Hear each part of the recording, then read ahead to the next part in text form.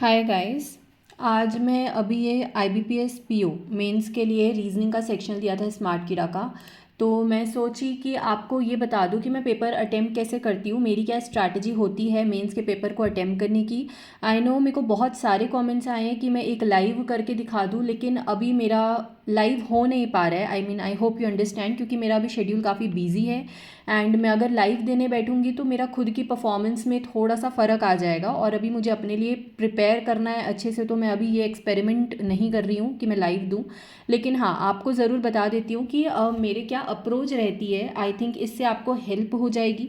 ठीक है, तो जैसे मेरा ये अभी मैंने दिया और 97 परसेंटाइल है, काफ़ी सही है मेरे हिसाब से। एंड यस, क्योंकि मैं रीजनिंग में काफ़ी एक्यूरेसी बिगाड़ती रहती थी, तो अभी मैंने काफ़ी सारे चेंजेस किए हैं, इसलिए ये इम्प्रूवमेंट आई है। मैं आपको दिखा देती हूँ कि अप्रोच क्या रहती है, मैं किस तरह से पेपर को विजिट करती हूँ।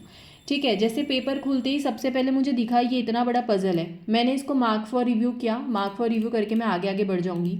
फिर मैंने देखा कि एक और इतनी बड़ी पजल है, तो मैंने इसको फिर से मार्क फॉर रिव्यू किया और ये 2 नंबर की पजल है। तो 2 नंबर की पजल कभी भी आपको पहले स्टार्टिंग नहीं उठानी होती। 2 नंबर की आप पहले ले लोगे, ये देख रहे हो कितनी लेंदी है, ये फंसाएगी आपको, 20-25 मिनट चले जाएंगे और इससे ना मार्क्स, अगर आप ये बिगड़ गया कहीं स्टक कर गए तो ना मार्क्स आएंगे और कॉन्फिडेंस डाउन हो जाएगा। सबसे पहले अपना एम ये होना चाहिए कि अपन पहले चीज़ों को पिक करना सीखें और थोड़ा सा इजी इजी वाली चीज़ें उठा के ना कुछ मार्क्स गेन कर ले। 3 4 5 6 मार्क्स जब आप ले लोगे एक नंबर से, आपका कॉन्फिडेंस वहाँ बढ़ जाएगा। राइट, तो ये जैसे 2 नंबर की थी, इसको भी मैंने उस टाइम मार्क फॉर रिव्यू कर दिया था और मैं आगे बढ़ी थी। फिर ये मुझे दिखा इनपुट, और ये इनपुट था 1 नंबर का। तो मैं इनपुट आउटपुट का मेरा एक अप्रोच रहता है कि अगर ये इनपुट आउटपुट आया, मैं इसको 2-3 मिनट दूंगी। 2-3 मिनट देकर मैं इसको देखने की कोशिश करूंगी कि ये बन रहा है कि नहीं बन रहा है। अगर ये बनता है तो ठीक है, नहीं बनता है तो इसको स्किप करो। और फिर ये मतलब मुझसे नहीं बनेगा, अगर ये अभी नहीं बन रहा तो ये मुझसे बनेगा ही नहीं, फिर मैं इसको नहीं, इस पर दोबारा टाइम वेस्ट करूँगी। मैंने इसको 2-3 मिनट दिए थे, ये इनपुट आउटपुट बन गया था मुझसे। हाँ, ये वाला मुझे समझ नहीं आ रहा था कि इसमें क्यों क्या इसमें ये ग्रुप वाला है ना, ये थोड़ी दिक्कत होती है, तो इसको मैंने छोड़ दिया था। एक्यूरेसी नहीं बिगाड़नी है, इसलिए इसको देखो मैंने छोड़ दिया। जबकि से मैंने पूरा इनपुट आउटपुट सॉल्व कर लिया था, मैंने इधर रिस्क नहीं लिया। ठीक है, फिर ये दिखा, ये भी कुछ 2 नंबर के क्वेश्चन दिख रहे थे कोडिंग वोडिंग फॉर्म में, तो इसको मैंने मार्क फॉर रिव्यू कर दिया था वो टाइम पे और फिर आगे बढ़ गई थी। और यहाँ से क्रिटिकल दिखा, तो क्रिटिकल मैंने अटैम्प्ट नहीं किए हैं इस पेपर में, मैंने क्रिटिकल रीजनिंग अटैम्प्ट नहीं किए हैं, ऐसे जनरली मैं कर लेती हूँ। ठीक है, फिर ये दिखा, इसे भी मार्क फॉर रिव्यू किया, आगे बढ़ा। फिर मार्क फॉर रिव्यू किया, आगे बढ़ा। ये वाली पजल आ गई 2 नंबर की, और देख लो कितनी बड़ी पजल है। ये चीज़ें नहीं पिक करनी होती, ये छोड़ने की होती है। ठीक है, और एक चीज़, आपको पेपर के एंड तक विजिट करना मैंडेटरी है यार। बहुत बार मेरे साथ ऐसा हुआ है कि मैं पूरा टाइम स्टार्टिंग में बिता देती हूँ, एंड में जाके पता चलता है कि काफ़ी इजी काफ़ी सारे क्वेश्चन से। ये चीज़ें नहीं करनी, आपको पेपर पूरा एंड तक देखना ज़रूरी है। ठीक है, उसी वन गो में आपको देखना है पूरा पेपर। जो 1 लाइनर्स आपको दिखते चलेंगे बनाते चलना, बाकी आप उसको देखकर आगे बढ़ते जाओगे। फिर ये मुझे दिखा, तो ये डेटा सफिशिएंसी, ठीक है, 1 नंबर का, तो ये तो मेरे को था कि ये मुझे बनाना है। अब मैंने इसके तीनों स्टेटमेंट को नोट कर लिया। मैं कैसे नोट करती हूँ, ये मैं अपना जो रफ शीट है आपको टेलीग्राम ग्रुप में डाल दूंगी, उतनी मैं आपके लिए कर दूंगी कि मैं टेलीग्राम ग्रुप में डाल दूंगी रफ शीट। और मैं आपको ये रिकमेंड करूँगी कि पहले ये वाला मॉक खुद लगा लेना। खुद लगा लोगे, उसके बाद में आपको समझ आ जाएगा, मतलब आपकी परफॉर्मेंस, फिर आप मेरी परफॉर्मेंस से दोनों को कंपेयर करके आपको समझ आ जाएगा आप कहाँ गलती कर रहे हो। राइट, फिर मैंने ये डेटा सफिशिएंसी का बनाया एक क्वेश्चन। और ये वाले जो 3 स्टेटमेंट के क्वेश्चन होते हैं, इनको जनरली आपको ऑप्शंस के थ्रू करना होता है। ऑप्शंस के साथ जाओ, 1 और 2 को मिला के देखो, फिर 1 और 3 को मिला के देखो। ऑप्शंस के साथ जाना 3 स्टेटमेंट्स वालों में। ठीक है, हमेशा ऑप्शन के साथ जाना। 2 स्टेटमेंट में भले आप पहले स्टेटमेंट से कर सकते हो, 3 स्टेटमेंट्स में आपको हमेशा ऑप्शंस के साथ जाना है। तो ये मैंने बनाया, सिमिलरली इसको भी बनाया, 3 स्टेटमेंट का क्वेश्चन था ये। फिर ये वाला भी बना। ठीक है, आपको एग्जाम में जनरली 3 स्टेटमेंट का ही मिलेगा, क्योंकि वो फंसाने के लिए देगा। फिर ये दिखा कि एक ये पज़ल है, और ये छोटी सी पज़ल लग रही थी और 1 नंबर की थी। तो नंबर देख के भी ऐसा लगा कि 1 नंबर की पज़ल है तो यार जल्दी बननी चाहिए, बहुत ज़्यादा ये कॉम्प्लिकेट करके तो देगा नहीं। तो ये वाली पज़ल मैंने बना ली थी, इसके कंडीशंस भी काफ़ी कम थे, तो ये पज़ल 1 गो में बनी। और ये पज़ल देखो मुझे 5 मार्क्स दे दी यहाँ पे। तो इस तरह से मैंने इसको स्मार्टली टैकल करने की कोशिश की। फिर यहाँ पे क्रिटिकल रीजनिंग का दिखा, तो फिर मैंने ये सबको स्किप किया।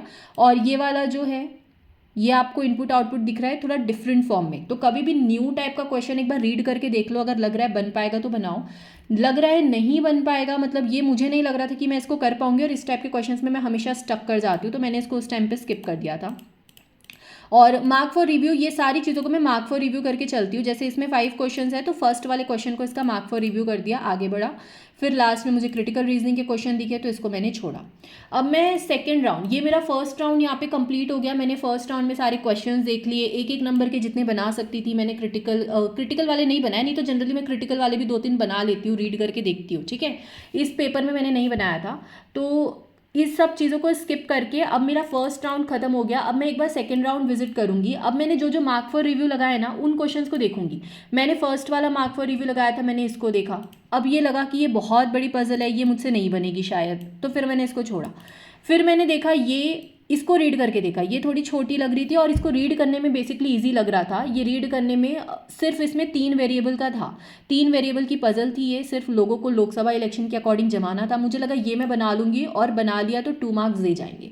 इस पजल को अप्रॉक्सीमेटली मैंने 10 to 12 मिनट्स में बनाया था, 10 से 12 मिनट में ये बन गई थी और ये मुझे 10 मार्क्स दे गई। देखो 10 मार्क्स ये मिल गए मुझे 2-2 करके। तो इस तरह से मैंने फिर इसको बनाया।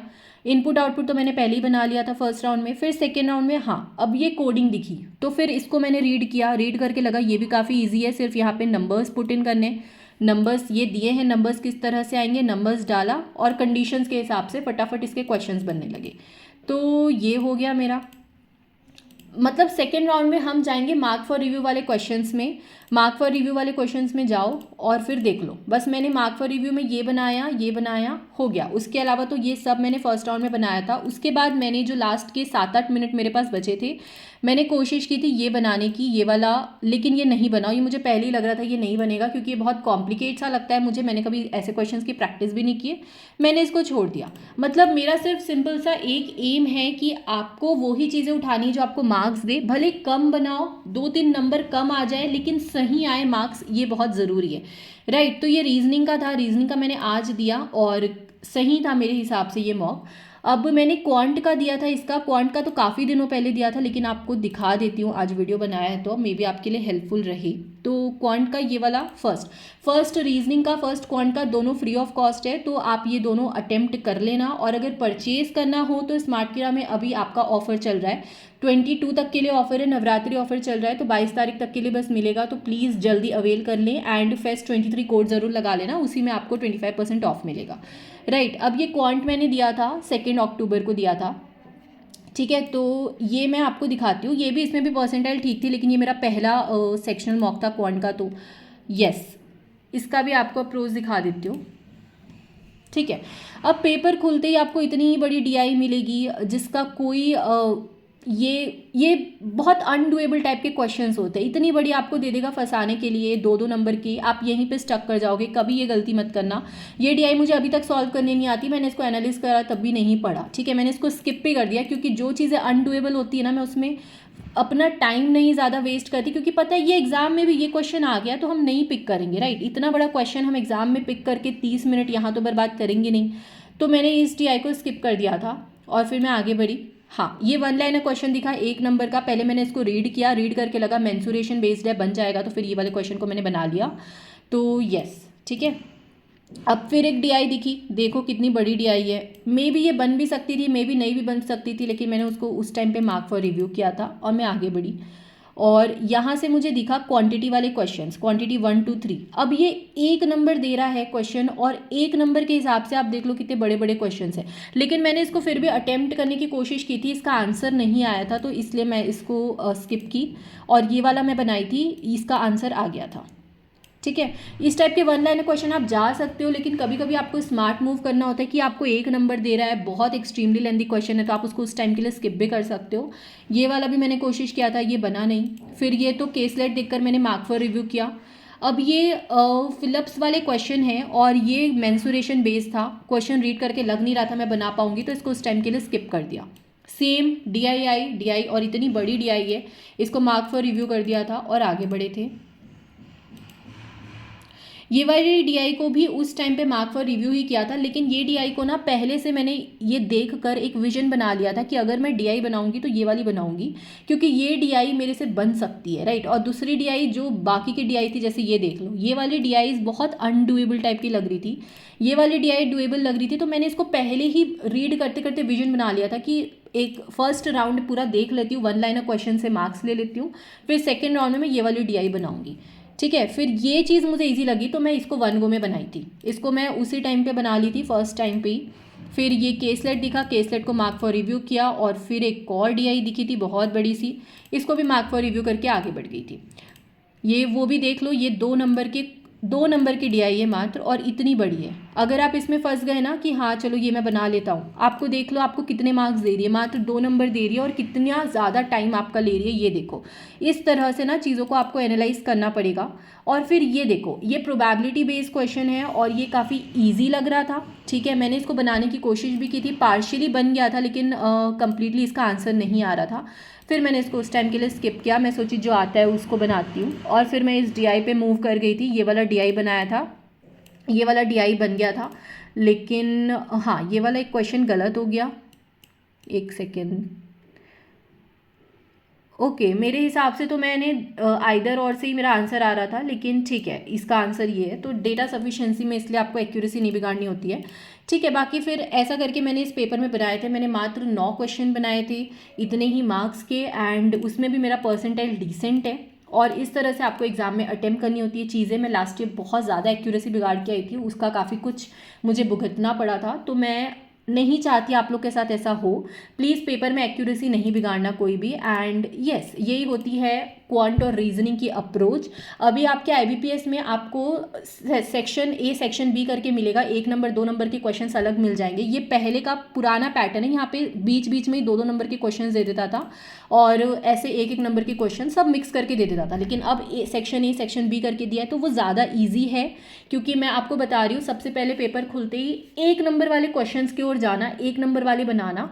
जैसे हम प्रीलिम्स में करते हैं ना, हम प्रीलिम्स में पहले marks easy question speed maths बना के मार्क्स लेने की कोशिश करते हैं, 1 नंबर मिल जाए फटाफट। वैसे ही सेम यहाँ पे करना कि पहले इजी क्वेश्चंस बना लो, मार्क्स ले लो, 10-12 नंबर सेव कर लो रीजनिंग में, क्वांट में, और फिर आप टफ क्वेश्चंस की ओर जाओ और टफ वाले बनाने की कोशिश करो। और अल्टीमेटली खुद पे ट्रस्ट करो कि जैसे मैंने यहाँ पे मात्र 9 क्वेश्चन बनाए, लेकिन फिर भी मैं पैनिक नहीं गई। मुझे लग रहा था कि मेरा पेपर अच्छा है, ये वाला टेस्ट अच्छा गया है, एंड उसके हिसाब से आप देख लो टेस्ट अच्छा ही था, ठीक है। आप 8,000 लोगों में 500 में लाई कर रहे हो, तो मेरे हिसाब से this is a decent score.